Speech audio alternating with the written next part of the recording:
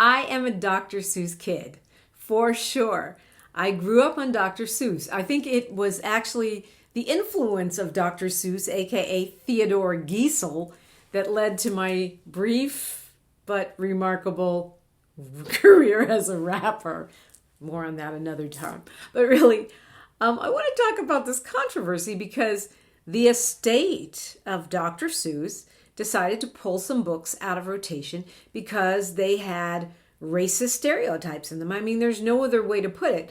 The books are If I Ran the Zoo, On Beyond Zebra, To Think That I Saw It on Mulberry Street, and McElligot's Pool. These are not some of the big hits of Dr. Seuss. Those of us who are Dr. Seuss kids know, the big ones were Green Eggs and Ham and Hop on Pop, The Cat in the Hat. Those are the big Dr. Seuss hits. Those are the platinum heavyweights.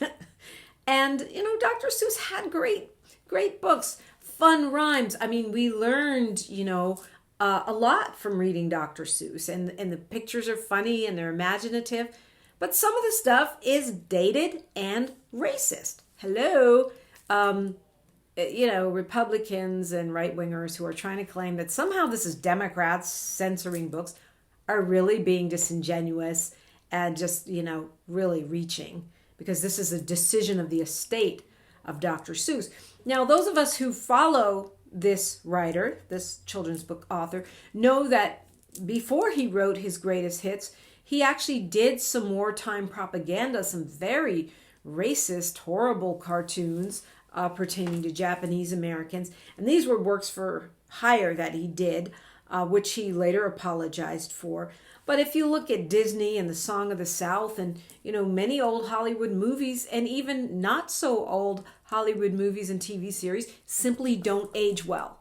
Some art doesn't age well. That's not cancel culture. It's called growing consciousness. It's not cancel culture because something that was acceptable, in 1950 is not acceptable in 2020. You don't use the same phone that you used then. Why would you use the same language? Why would you have the same sensibility? I mean, attitudes toward women, toward people of color have changed, and thank goodness they have. To call this cancel culture is stupid because the estate has decided rightly to discontinue those books, and they could have kept the books in release with, some subtitle or disclaimer, but they chose not to do that. Maybe they didn't want to have that legacy be the way that their beloved ancestor was remembered. Maybe that is their choice. That is a private enterprise making a corporate decision that was in the best interest of the brand. And to me, that's something conservatives should be all on board with. And long live Dr. Seuss. I'm going to keep reading him. I'll keep reading him to my grandkids.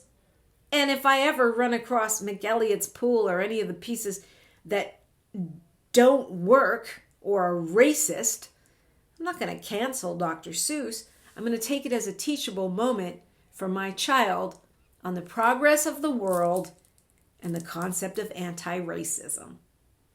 I'm Dominique DiPrima, and that's my thought.